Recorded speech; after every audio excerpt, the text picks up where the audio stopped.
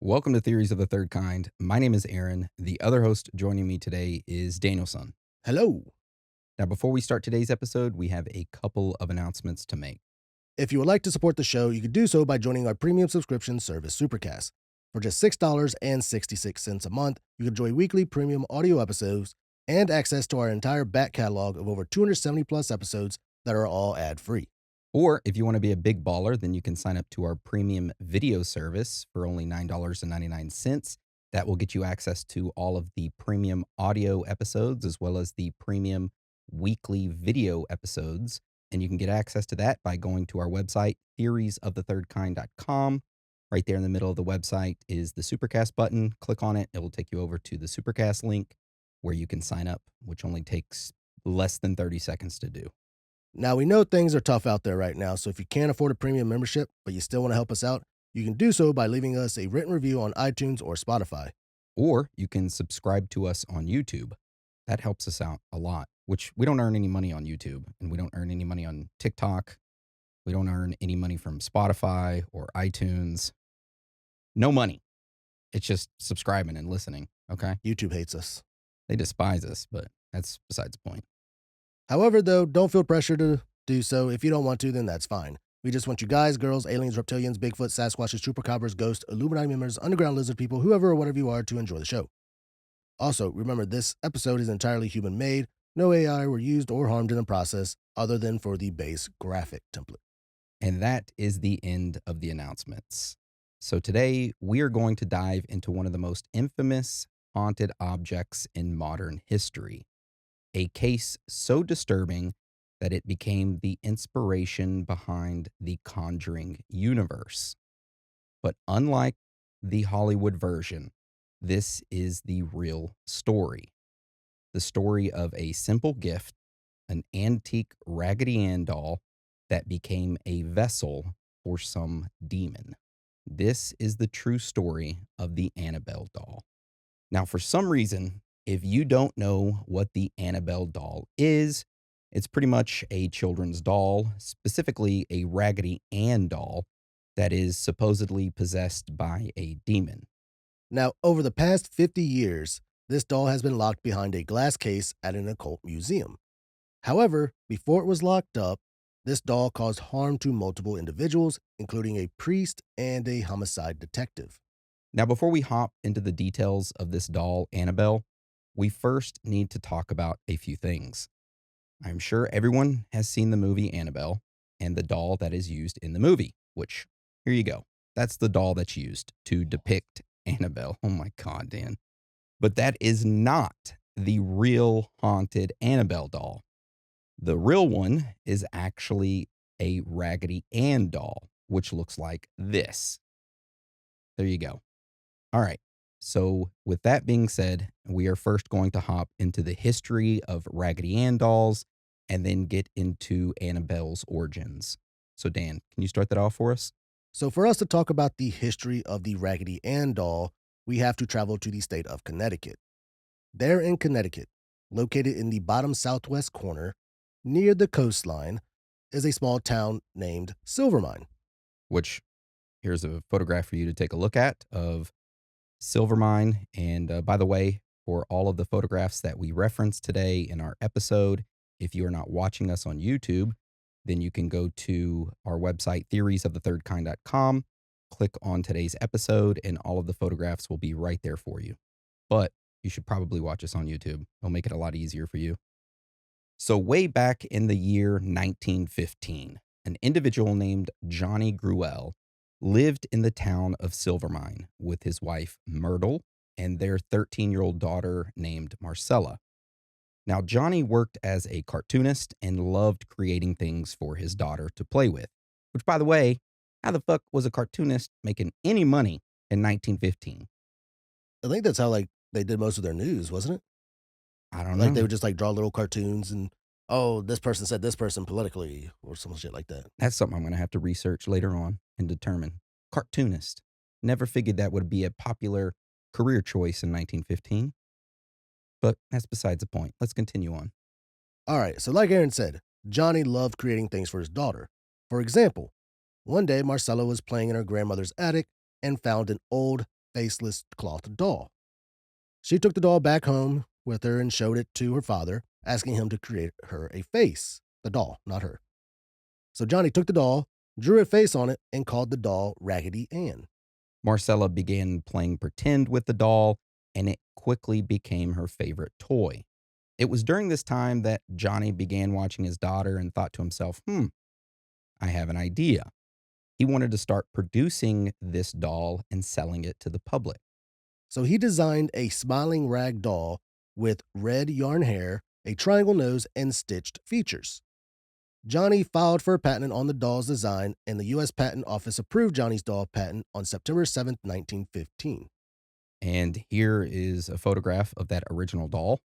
Terrifying, to say the least. Now, that one I already believe is haunted. Yeah. So Johnny filed for this patent, and of course, like Dan said, it was approved. And at this point, Johnny and his family were ecstatic and excited for what the future held for them and this Raggedy Ann doll. However, their dreams would quickly turn into a nightmare. Only a short time after the patent was approved, Marcella had gotten an infection that spread throughout her body, and she tragically passed away. Johnny and his wife Myrtle were devastated, but they decided to carry on with the project. Johnny began writing a children's storybook about a lovable rag doll and her toy friends. He called the storybook Raggedy Ann Stories. 3 years later, in 1918, Johnny decided to sell his storybook alongside a companion doll, which meant that if you purchased his storybook over Raggedy Ann's stories, you would also receive a Raggedy Ann doll with it. This book and toy marketing was an instant hit. Kids could read about Raggedy Ann's adventures and then cuddle with their own Raggedy Ann doll. Which we have a photograph right here of that original Raggedy Ann and the original book wrote by Johnny. Okay, big improvement. Big improvement. The doll is not terrifying. And what are those lines underneath its eyes? That's what I was wondering. Maybe bottom eyelashes? Was that a thing back then? Did they not have top eyelashes? Or is it those bags underneath your eyes? Why the hell would a This doll's been through some shit, okay? this doll does not sleep? All right. So throughout the 1920s and beyond, Raggedy Ann's popularity soared. Johnny began writing more storybooks featuring Raggedy Ann, and eventually he started producing one storybook per year. In 1938, Johnny ended up passing away, and at the time of his death, he had written over 30 Raggedy Ann books and sold millions of copies. Now, Raggedy Ann's journey didn't stop with Johnny's passing away. In fact, it was only the beginning of a legacy that would span generations. Johnny's family made sure that Raggedy Ann lived on. And throughout the years, toy manufacturers have made small tweaks to the design of the Raggedy Ann dolls. However, the basic Raggedy Ann look remained. And I had a very hard time finding out and creating a timeline of the Raggedy Ann dolls and their changes throughout the year. So what I did was I went and I found every single toy producer that produced the Raggedy Ann doll and went on Photoshop and put them side by side. And I'm going to show you them. So this is the first 9 that were produced from 1920 all the way to 1962. You know, some small changes, red hair. The nose was a little brighter and bigger. Smile was a little bigger. Yeah, the dress pretty much stayed the same though. And then the next 10 through 15 goes from the 1950s to current day. And it's pretty much stayed the same. The hair maybe got a little bit more yarn like, Yeah. but yeah, overall it stayed the same. Now, families still continue to pass down their Raggedy Ann dolls from one generation to the next. And to this day, the Raggedy Ann doll is still being sold to children all around the world. However, in 1970, a specific Raggedy Ann doll would be given as a gift. And this doll would end up becoming one of the most demonically possessed items in the world. And that is what our episode is over today. Annabelle. All right. So that right there is a little history of the Raggedy Ann doll. Now we are going to get into the story of Annabelle and her origins. All right, so it's the year 1970. bell bottom jeans, long hair, and peace signs everywhere. The Vietnam War was still raging on, and in the town of Hartford, Connecticut, a young woman named Donna was about to graduate from nursing school. Now, Donna's mother wanted to give her daughter something special, a sweet, sentimental gift to celebrate her 28th birthday and also to celebrate her about to graduate from nursing school. So, Donna's mother walks into a small hobby shop.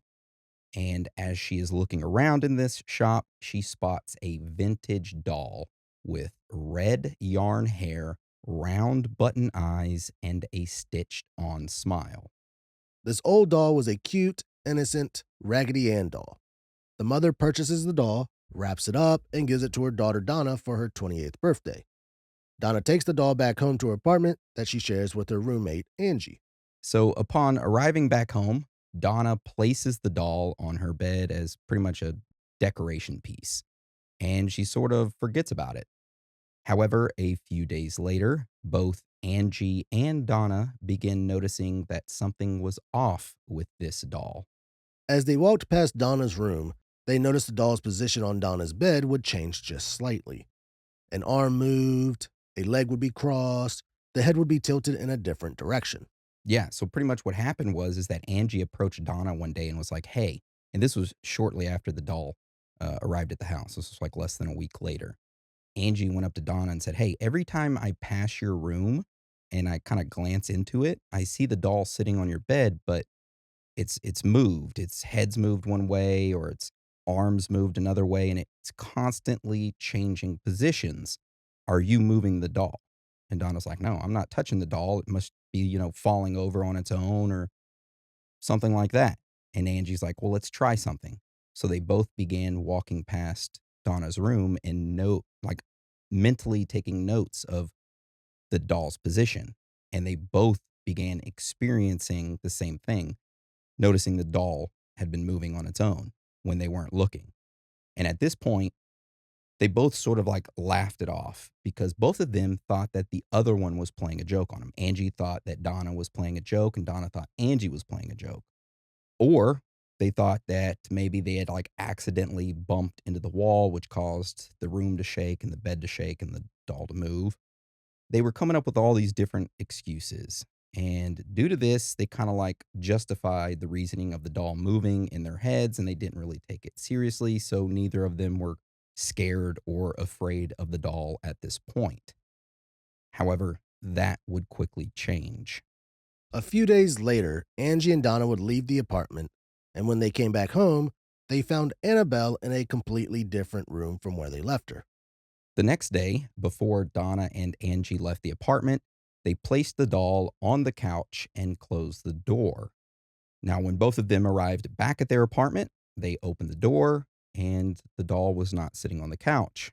They went into Donna's room and there the doll was, sitting on Donna's bed. And originally, her bedroom door was closed. Now, this would continue on for about a month or so, and it was at this point that things began escalating again. The girls began finding notes around the apartment. They were little pieces of parchment paper on the floor. Now, these pieces of parchment paper that were on the floor had childish like handwriting on them. And it said one of two things. It either said help us or it said help Lou, Lou. Which, side note, Lou was Angie and Donna's friend. He didn't live with them, but he visited often. Also, another thing worth mentioning is that both Donna and Angie, they didn't keep parchment paper in their apartment. Of course, they wondered where the notes were coming from, who was writing them, why this thing was writing them, and how the hell it was getting parchment paper because there was none in their apartment. All right, so we fast forward a few days later. Donna comes home to find Annabelle sitting up on her bed. Now, a few weeks ago, Donna would have been freaked out by this, but it's happened so much to her that she got desensitized to it. Yeah, so she quit putting Annabelle on her bed and kind of put her in the corner of her room. But upon arriving back home that one specific day, Annabelle was back on her bed. And at that point, she's just kind of like desensitized to it. And she didn't think much of it and kind of wasn't freaked out. So she began walking towards this doll, but something felt off. As Donna began looking at the doll, she noticed something and froze. There were drops of a red liquid on the doll's hands and chest, which it looked like blood. Both Donna and Angie were terrified and knew this wasn't just their imagination or them pranking one another. Something was happening and they were desperate for answers. So they both sat down and they were like, who do we contact? And they wanted to go to the extreme and contact a priest, but they were like, maybe we should just start off small and contact a medium to see if this medium can get a hold of any spirit that may be in this doll. And that's what they did. So that following night, the medium showed up to the apartment and the three of them held a seance. During the seance, the medium told Donna and Angie that she had made contact with a spirit. Now, the medium began communicating with this spirit, and this spirit told the medium that she was a 7-year-old girl named Annabelle Higgins. The spirit also told the medium that she, Annabelle, had lived on that very land before this apartment complex was built, that she died there, she was murdered, and her lifeless body had been found in a nearby field. This freaked out Donna and Angie. However, the medium stated that the little girl's spirit stated that she felt safe with Donna and Angie. She also said that she wanted to stay with them and she wanted to be loved. Don't we all? And upon hearing this, Donna kind of felt bad, and both her and Angie agreed that the spirit could stay. And they said out loud, yes, this 7-year-old spirit, Annabelle Higgins, you can stay in this apartment and we will love you. And it would be this single act of kindness that would open a door that they would never be able to close. However, before we get into that, we are going to switch gears real quick and talk about someone else. So, y'all remember that guy we mentioned earlier, Lou, the friend of Donna and Angie who visited him often? Also, how his name was written on that parchment paper. Help Lou. Well, Lou had actually met the doll and never really liked it. On the very first day that Donna had brought the doll home, Lou was there at the apartment visiting Angie. And upon seeing this Raggedy Ann doll, Lou said, hey, I feel something's a little off with this doll. It's kind of freaking me out. There's like a little evil presence to it. I don't like it. Y'all should get rid of it. However, Donna and Angie both ignored Lou. Well, right after this seance took place at Donna and Angie's apartment, Lou, who had no clue this was going on, was sound asleep at his own home. So pretty much we're fast forwarding back to the seance. So we went back and said, hey, Lou first saw the doll, didn't like it. Now we're going to fast forward back to the seance. And as the seance was happening, Lou was back home at his place and he had no clue this was going on, but he was sound asleep. Though his sleep did not last long because Lou woke up completely paralyzed. He couldn't move and he couldn't scream. As he laid there on his bed, his eyes darted around the bedroom. He was just laying there, still, just looking around with his eyes. And all of a sudden, he began to see something at the foot of his bed. It was the Raggedy Ann doll from Donna's apartment, Annabelle. The doll began to glide up his leg, Oh, shit. slowly crawling over his chest Oh, until it was right on top of him. And then he felt its hands, soft fabric, wrapping around his throat. Lou began choking, gasping for air, unable to move. And then everything went black. the dog getting freaky with Lou. You're getting freaky. You like that? You like that, Lou? Lou woke up a few hours later, drenched in sweat, and his heart was pounding. He wasn't sure if what had happened to him was real or if it was just a dream. Now, that same day, Lou went to Angie's apartment to finish planning out a road trip that they were taking later that month. And as Lou and Angie began talking, they started to hear rustling noises coming from Donna's room. Now, usually this wouldn't be a problem. However, Donna was not at home. So both Angie and Lou began to wonder if someone had broken into this apartment of theirs by crawling through one of Donna's windows and was kind of like rummaging around in her room. So Lou decided to get up and check the room. He slowly creaked the bedroom door open and peeked inside. No one was there, except for Annabelle, who was sitting in the corner of the room, staring. Lou decided to walk towards the doll, and as he did, he began to feel a presence of someone standing behind him. So he quickly spun around, expecting someone to be there. However, no one was there. Then, suddenly, Lou felt a sharp, burning pain across his chest. As he looked down, he noticed that his shirt was slashed open and blood was dripping down. Underneath were 7 claw marks, 3 vertical and 4 horizontal, and the claw marks were hot to the touch like burns.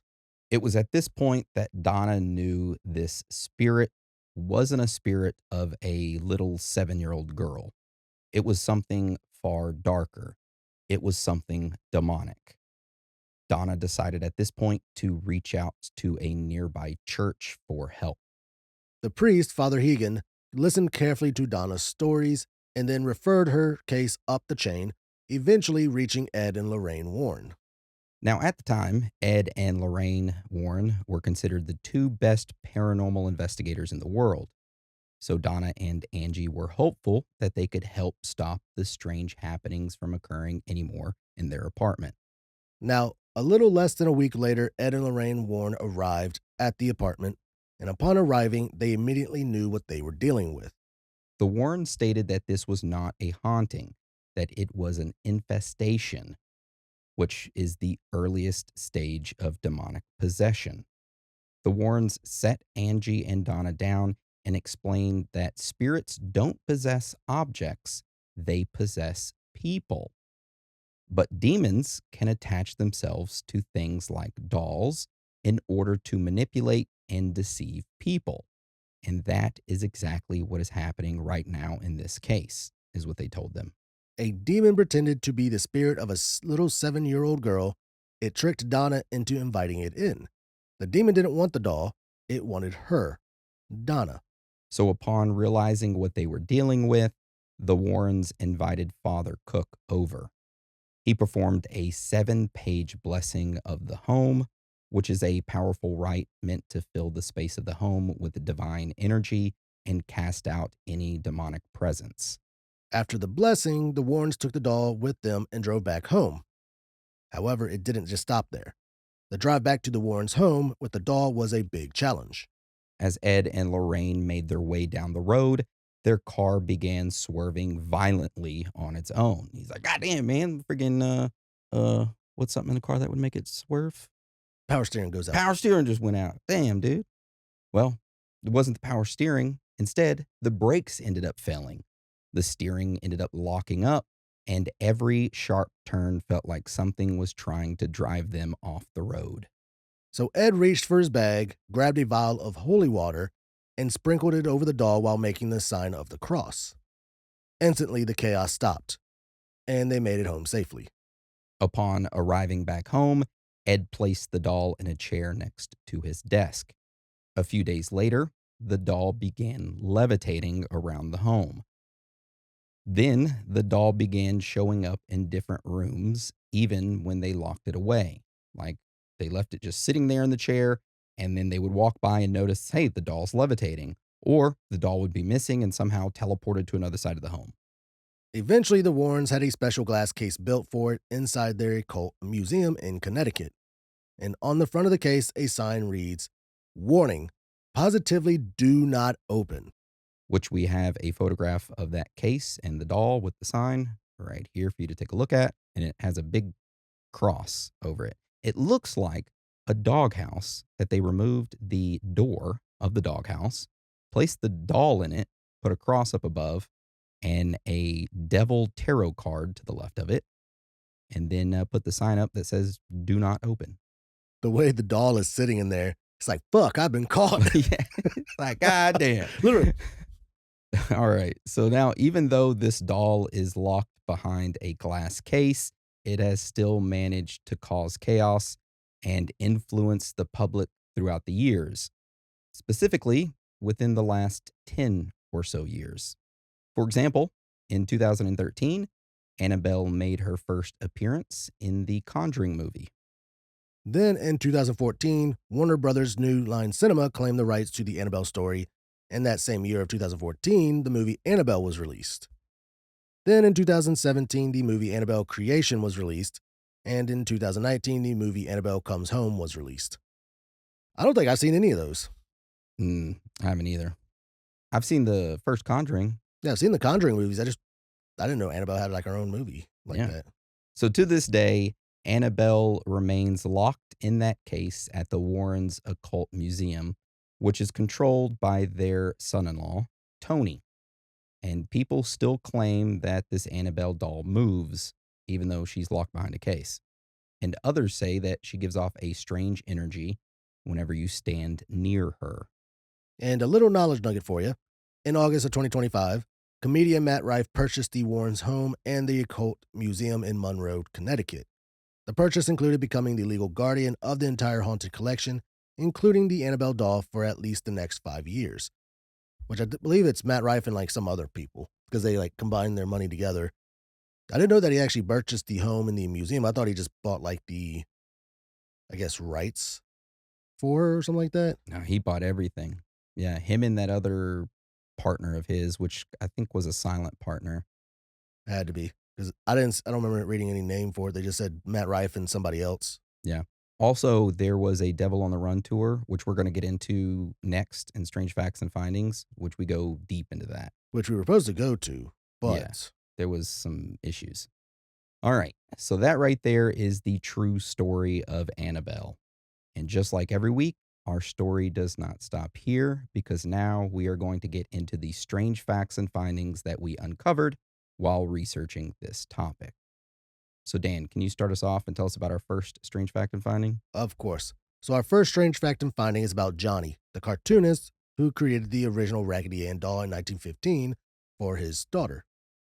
So, like we mentioned earlier in the episode, Johnny's daughter Marcella had found an old faceless cloth doll in her grandmother's attic. Little thief. She gave the doll to her dad, Johnny, who drew a face on it and called it Raggedy Ann. This doll would become Marcella's favorite and inspired Johnny to start producing this doll and selling it along with his storybook. Now, this backstory of Johnny's daughter, Marcella, finding the doll in her grandmother's attic, it's what he told everyone when they asked him about how did you create this story. He would tell them that. He even mentioned it in his book that he wrote in 1918, that is the origins of the Raggedy Ann doll. However, years later, Johnny's wife Myrtle did an interview. In this interview, Myrtle stated that Johnny himself was in his parents' attic looking around and had stumbled upon a forgotten old doll.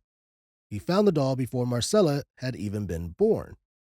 Johnny told Myrtle that the doll would make a good story, and then years later created the story of Marcella finding the doll as a way to make it more interesting. So she's not the thief, he's the thief. Yeah.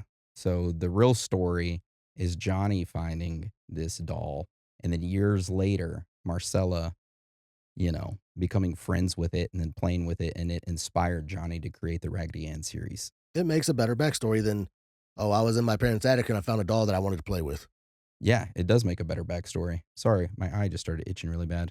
I'm getting attacked by Annabelle. She's over there scratching his eye. All right, so let's move on to our next strange fact and finding, which is called identity. Now, as we were researching this topic, we wanted to know the last name of Donna and her mother so that we could dig deeper into their backgrounds. We can find out, how the mother found the doll, what her mother's name was, did she have any weird occult connections, and then look at the store she bought it from to find the origins of this doll further back. So we began digging, and we dug, and we dug, and we dug, and read over multiple books and every piece of information that was available or is available, and this is what we found. Yeah, there's not a single document ever produced that reveals Donna's last name or her mother's name. And every single retelling, and even in the original sources, only uses first names, such as Donna and her roommate Angie and their friend Lou. Now, we did find one source that had a note that referred to Donna as, and we quote, the nurse whose name remains mysterious. But that is all we got. Donna's full identity and even her mother's name has been kept anonymous in all of the case files. Also, the exact date of Donna's birthday and when she received the doll is not publicly documented. Every single source, even from the original source, specifies only the year of 1970. and that it was a birthday gift to Donna in 1970 on her 28th birthday. That's it. And we dug. And I would have loved to find the origins of the doll itself and why it ended up in that thrift store pretty much. But there's no information. So probably the only ones that would ever actually know Donna's last name and the mother's name would be Ed and Lorraine Warren and Father Angie, Hegan. Father Hegan, Father Cook, Angie, Lou. You know, considering that Matt Rife has the rights to the house and everything, there might be documents there that might have their last name. Wonder if he'll let us, if we message him, if he'll even acknowledge us. Hey, Snooki acknowledged us. That's true. She messages us every now and then. So Diego Sanchez does too, the UFC fighter. So it's like, maybe. we'll ask, we'll find out. All right, so let's get on to our next strange fact and finding, which is about individuals who have encountered or interacted with Annabelle throughout the years, and then the things that happened to them after their encounter with Annabelle. All right. So the first story. So in the early 1970s, not long after Annabelle was locked in the Warrens Occult Museum, a young Catholic priest went to the museum. During his visit, Ed opened up the glass case that Annabelle was sitting in and retold her story to the priest. The young priest stood there and listened to Ed tell this story of Annabelle. As her glass case was open, Ed was retelling everything, and as he continued on and on with the story, the priest became a little agitated and kind of like scoffed and was like, "Oh yeah, whatever, whatever." And it came to a point to where Ed was halfway through his story. The priest walks up to the glass case, and Ed assumes that he's just getting a closer look at it, but instead, the priest grabs Annabelle, grabs her out of the case, looks at her and says, "God is more powerful than the devil," and then tosses her across the room. Of course, Ed Warren was shocked and said to the priest, "Yes, but you're not." So, priest's not more powerful than the devil. The priest laughed at Ed and walked out of the museum, got into his vehicle, and left. Later that day, as the priest was driving home, he randomly lost control of his car and crashed, totaling it. Now, he survived the wreck, but was badly injured. Also, both Ed and Lorraine Warren have told this story multiple times during interviews and lectures. During their retelling, they never mentioned the priest's name. However, they do state that the priest came to them afterwards and stated that just before he lost control of his vehicle, he had seen an image of Annabelle in his rearview mirror, as if the demon that was inside of the doll was warning him. And that's what kind of caused him to crash. Imagine that, seeing a Raggedy Ann doll in the rearview mirror and be like, "What the fuck?" I don't know. I don't think the priest would come back and tell him, like, "Oh, you were right." I don't think so either. I think that was a sensationalized story.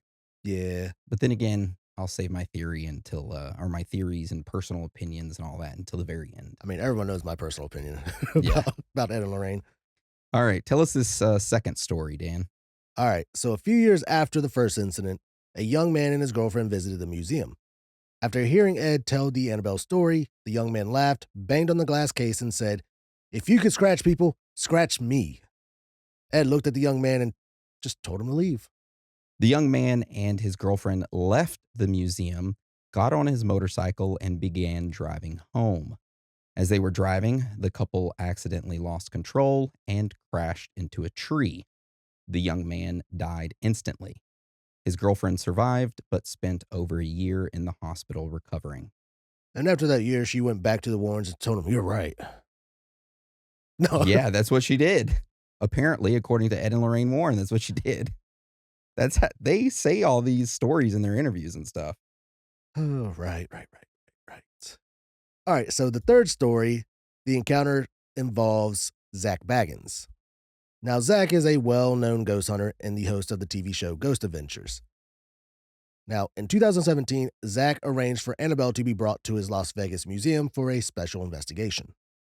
He was repeatedly warned to not touch Annabelle. But during the session, the recording session, Zach stated that he felt an uncanny pull in his soul and that he needed to touch her. So he later admitted, "I got very affected by her," as in Annabelle, "and it kind of caused me to, just reach out and touch her a little bit." which he did. That night, Zach claimed he saw a dark figure appear out of Annabelle and go into me, and he felt ill. The next day, as Zach drove home, a sudden bolt of lightning struck a pole right beside his car, leaving a huge gash in the pole. Now, Zach was not hurt, but the experience left him convinced that Annabelle's curse is very real. Since then, Zach couldn't help but to wonder if his close call was Annabelle's doing. By the way, I hate Zach Baggins. I mean, I don't hate him as a person. I just hate the way he does his show. He's like, hold on, I can feel it. I feel the ghost around me. And then he always tells his partner, Aaron, to like go over there. He's like, you know what? Fuck you, ghost. You're a piece of shit. Okay, Aaron, I want you to go inside that room, close the door, and sit in there with the ghost. Yep, he always sets Aaron up. And Aaron's like, what the fuck? I'm not the one who talks shit to the ghost. You go do it. And he's like, no, hold on.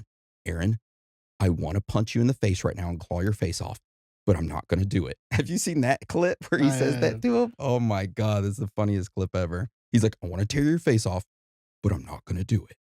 Anyway. He over exaggerates on stuff. Yeah. Anyways, so let's get on to our fourth story. All right. Our next encounter story involves a woman named Marissa Martinez. In October 2016, Marissa attended an evening with Annabelle, which was a special dinner event in Connecticut where Tony Spira, the Warren's son-in-law and current caretaker of the doll, displayed Annabelle for fans. During the dinner, Tony warned the crowd to not mock the doll or make fun of her. Shortly after that, Marissa walked up to the glass case that Annabelle was being held in and had her picture taken next to the doll. During it, Marissa thought to herself how silly and dumb the doll looked. Marissa didn't say this aloud, but in that moment she mocked Annabelle mentally. That same night, Marissa's run of misfortune began. First, she tripped and severely twisted her ankle, as if she'd missed a step into thin air.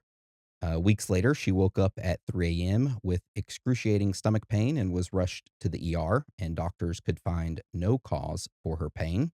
And then in the months that followed, her life descended into chaos. Unexplained infestations of cockroaches overran her apartment. Her pet dog fell violently ill. She would randomly wake up covered in dog feces, and she suffered a lingering cough that no specialist could diagnose. Wake up covered in dog shit. How the fuck does that happen? Oh, also, she would be walking down the street in her normal clean clothes, and all of a sudden they would be covered in dog shit, as if it just appeared on her. Or she got dressed and didn't realize it had dog shit on it and then went outside. But the way she describes it, It's just the shit disappeared.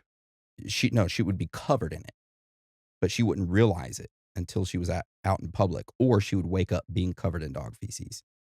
But wouldn't that be from her dog being violently ill? Yes. Okay, Marissa. All right. So by the end of that year, Marissa was convinced that these horrors were no coincidence. In desperation, she moved out of her home and even threw away a souvenir Annabelle replica doll that she had owned, hoping that that would break the curse. Marissa later published her story on a horror blog.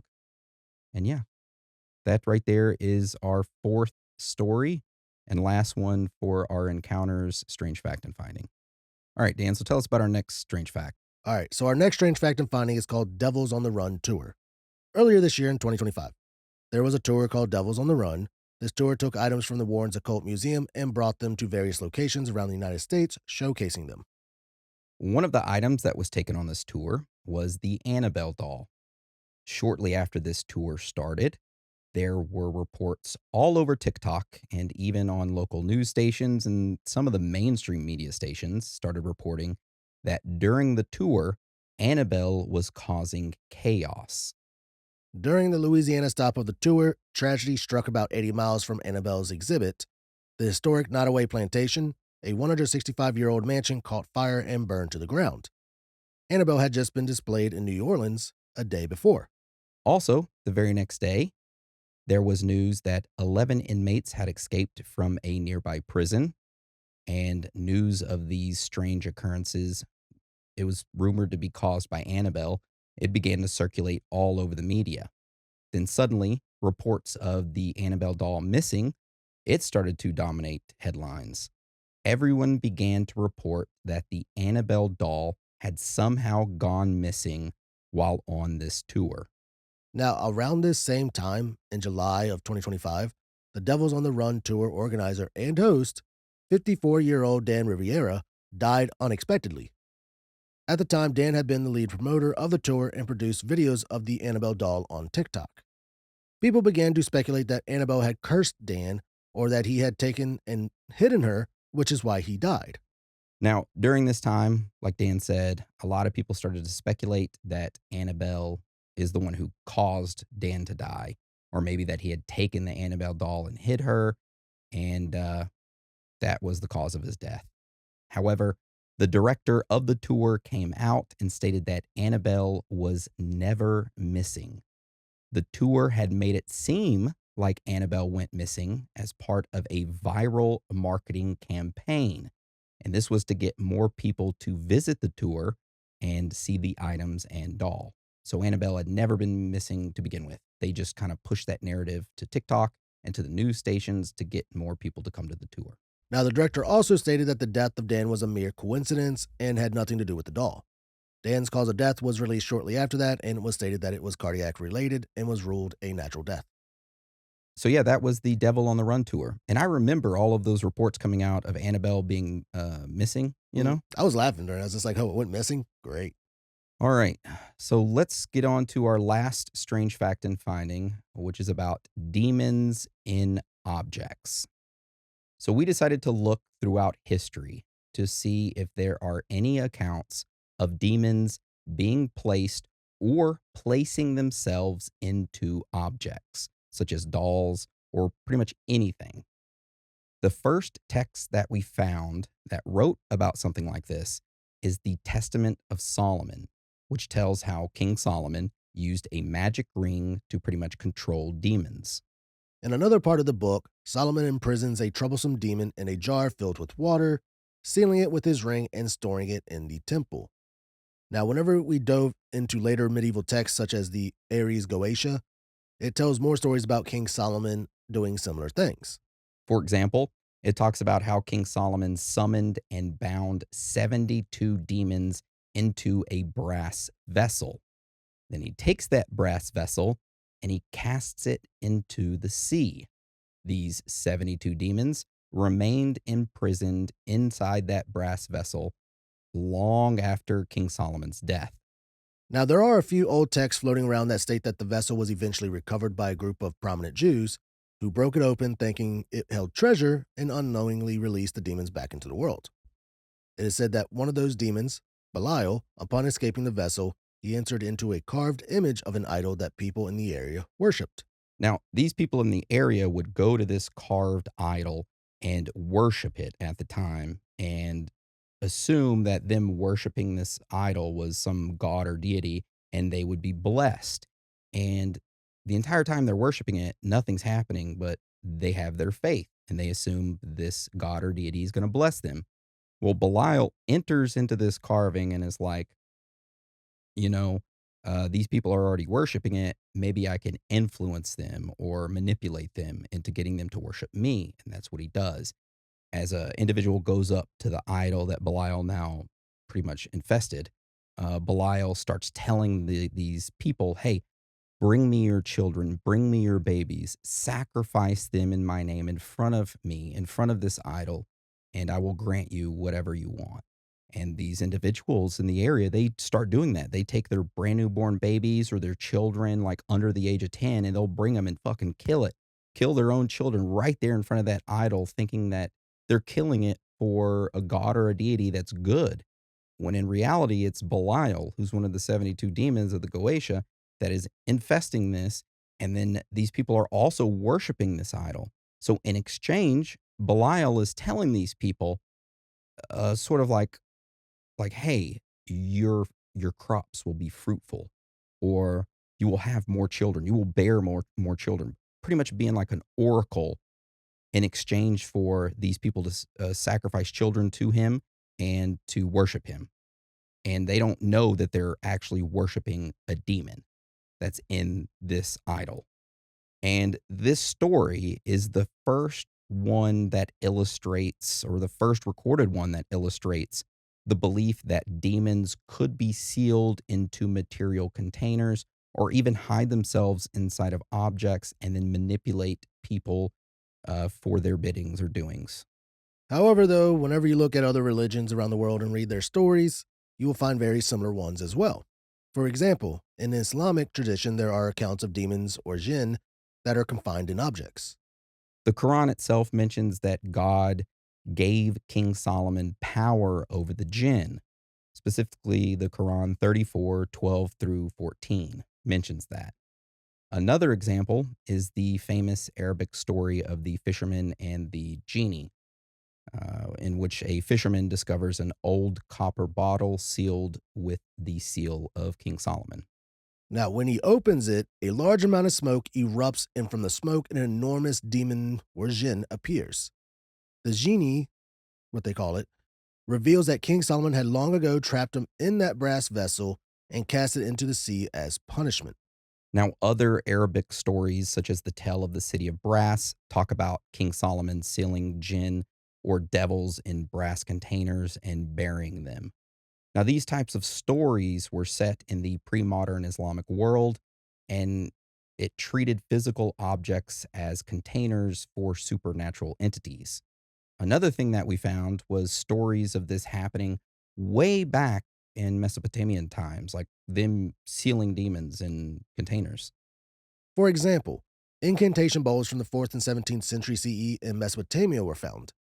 These are clay bowls inscribed with spiraling Aramaic spells and often buried upside down under a house as a form of spiritual protection. The texts typically name or address a specific demon and call upon divine names to bind it. Now, many bowls even include crude drawings of the demon chained or constrained in the center of the bowl, pretty much showing a spirit being held captive. The incantation bowl functioned as a prison for a demon, and it had charms in it that would lure or compel the demon into the bowl, preventing it from harming the household. This practice was especially common among Jewish communities in Babylon. And finally, in pre modern and modern grimoires and manuals of magic, we found instructions to conjure a spirit into a specific object, such as a crystal ball, a scrying mirror, or even a figurine, such as a doll. And they conjure this spirit into this specific object in order to communicate with it or to contain it. All of these examples, spanning from the Mesopotamian bowls to Renaissance grimoires, demonstrate a consistent theme. Physical objects, whether ritual vessels, inscribed bowls, or effigies, could serve as mediums or containers for demons. By inhabiting a material object, the demon could either be harnessed for an occult purpose or restrained from causing harm, according to the intent of the practitioner. And that is what we found whenever we looked throughout the history of demons and objects. A lot of good information that I had no idea existed. Now, I never heard of the story about like Belial. Yeah, crazy. And there's a lot more other weird stories like that as well. When you start looking back at it, you start to think, damn, I wonder if this is happening right now with people, worshiping certain idols or deities. And actually, it's a demonic thing that they're worshiping. Could be. Yeah. But that right there is our last strange fact and finding. And now we are going to get into our theory section, in which we discuss the different type of theories and possible theories that this Annabelle doll could be. All right. So let's get into our first theory, which is called demonic possession. Now, this theory states that a demon is attached to the Annabelle doll. According to Ed and Lorraine Warren, what initially seemed like a child's ghost was actually a demon in disguise, using the doll as a conduit and manipulating the living occupants of the home, Donna and Angie. Also, Ed and Lorraine Warren claimed that the entity pretended to be a harmless girl, so it could eventually possess the girl in the apartment, Donna. The Warrens also noted that the doll's increasingly violent behavior, such as unexplained scratches and attacks, are classic signs of demonic presence. The claw like scratches found on Lou were taken as evidence of an inhumane spirit at work, since demonic hauntings in their experience often involve physical harm. Now, something else worth mentioning in this theory is that a lot of newspapers and original sources of this case file identify the demon that inhabited Annabelle by name. The demon's name was Malphus. Now, when looking up this demon Malphus, we found the following information. Malphus appears in several prominent demonology texts from the 16th to 19th centuries, especially within Christian occult tradition. The demon is not listed in the Bible, but instead makes its appearance in the medieval and early modern grimoires.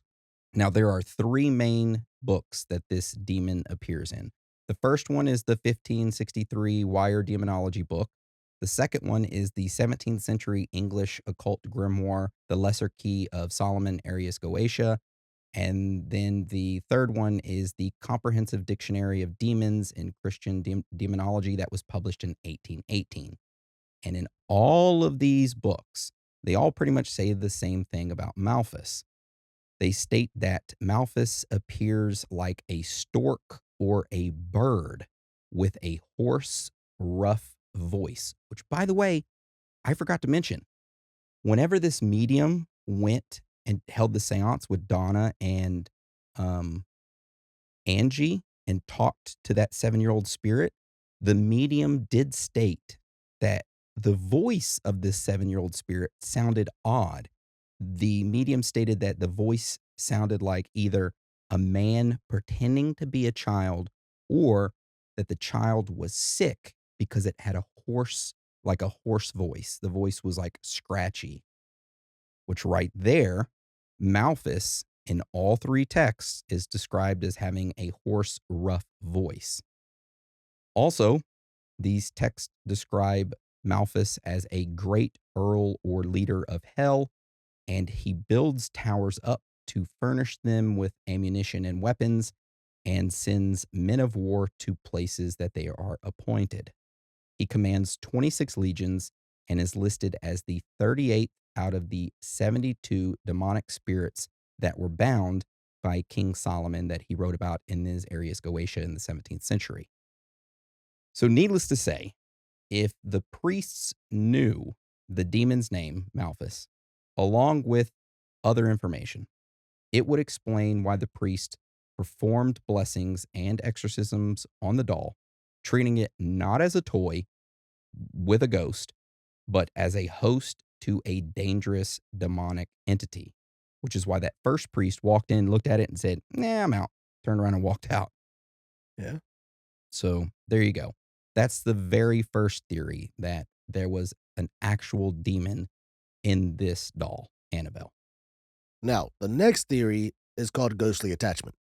This theory states that Annabelle is not haunted by a demon, but instead is haunted by a human spirit, essentially a ghost that is bound to the doll. To back this theory up, the origins of Annabelle's story actually began with this claim. A seance held by the roommates introduced the idea that the spirit of a young girl named Annabelle Higgins was inhabiting the Raggedy Ann doll. According to the psychic medium, Annabelle's spirit simply wanted love and comfort after her untimely death. Donna and her roommate even reportedly tried to accept and nurture the spirit, treating the doll kindly before the disturbances grew too frightening. This interpretation views Annabelle as a classic haunted doll, a vessel for a lingering soul, which there are other cases of dolls that are reportedly haunted by ghosts, which brings some credibility to this theory. I just find it odd that they would bring the doll home, and if Annabelle's spirit was around in that apartment, wouldn't it have That had to be something attached else. itself Yeah. to the doll already? I think there was already a spirit in that doll, and when the mother purchased it from the thrift store, this spirit or demon was already in it. Because it makes no sense for that Annabelle's spirit to just jump into that doll whenever she gets it. Yeah, that's kind of weird that the spirit was just roaming around the house, not actually possessing anything if it was there, you know, before the doll arrived. But Decided to attach itself to the doll because I'm pretty sure if the mother bought her 28-year-old daughter a Raggedy Ann doll, she had to have more other dolls. yeah, maybe that doll actually belonged to some girl. Maybe it was Annabelle Higgins that owned that doll first. Maybe. But before we dive into other theories, let's finish out these ones and talk about our next theory, which is called cursed object. So, this theory states that Annabelle's evil reputation might be the result of an intentional curse or hex placed on the doll through dark magic. In other words, rather than spontaneously haunting the doll, someone, perhaps a previous owner or an occultist, deliberately imbued it with a curse or hex. Annabelle could have been the focus of a satanic ritual or a voodoo spell that invited a spirit to reside inside of the doll. In various folk traditions, voodoo dolls and enchanted puppets are meant to house spirits or direct curses, so this kind of theory isn't that far fetched.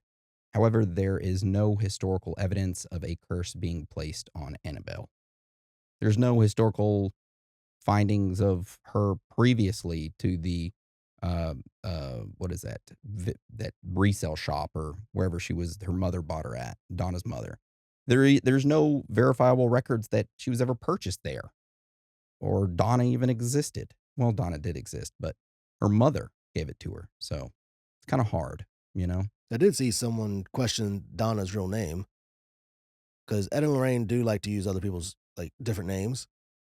Some think that her real name was actually Dawn, not Donna.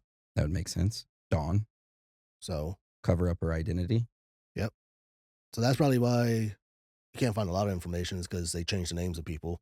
I guess to protect their identity, but I mean, if a lot of this stuff went to the news and to church and all that stuff, the real name would have came out sooner or later. Yeah. Anyways, so why don't you tell us about our next theory? All right, this next theory is called psychic projection. This theory states that Annabelle's eerie movements and phenomena might not have been caused by any spirit at all. Instead, human psychic abilities could be the culprit. Yeah. In particular, this theory states that one of the original witnesses, Donna, Angie, or maybe Lou, could have been a poltergeist agent, without them knowing. Poltergeist researchers have long observed that outbreaks of paranormal activity, objects moving, furniture levitating, unexplained noises, often center around a living person, typically someone under emotional stress or with latent psychokinetic talent. If Donna or her roommate had this kind of ability, the knocks, the moving doll, the written notes could have been manifestations of their own minds. In short, the doll might have been a catalyst or focus for telekinetic outbursts rather than home to an actual spirit or demon. This would mean Annabelle's terror was essentially human made, though not in the intentional hoax sense. It would be a paranormal ability of a living person rather than any ghost or demon moving the doll. Okay, that's a very interesting theory that someone had kinetic or psychic powers and they were the ones actually doing it. I guess that could be it. I mean, I don't know if I believe in the whole psychic ability as people moving stuff. Maybe reading minds or like feeling out a person, but I see a lot of TikTokers go on the live TikTok moving shit with their hands, but I'm like, man, that's they're like creating, airflow oh right yeah, there. like Yeah, there's this guy, Yi Yu Wei. That's what he calls himself, but he's like got no teeth and mm, he call him Methala Wei. metal away. And he's like, Yeehaw you way. I'm Jesus. Jesus bless me move shit. Watch this. And he'll fucking stand outside on his porch and put like an empty pop can and be going like this. And then a burst of wind will come and knock it over. And he'll be like, Yahoo way. Done did it for me. It's funny. At least I think it's funny. I mean, it works. Yeah. You can't prove that he didn't do it. And I'm like, damn, this TikTok app is free and all this entertainment. All right. So let's talk about our last theory, which is called hoax.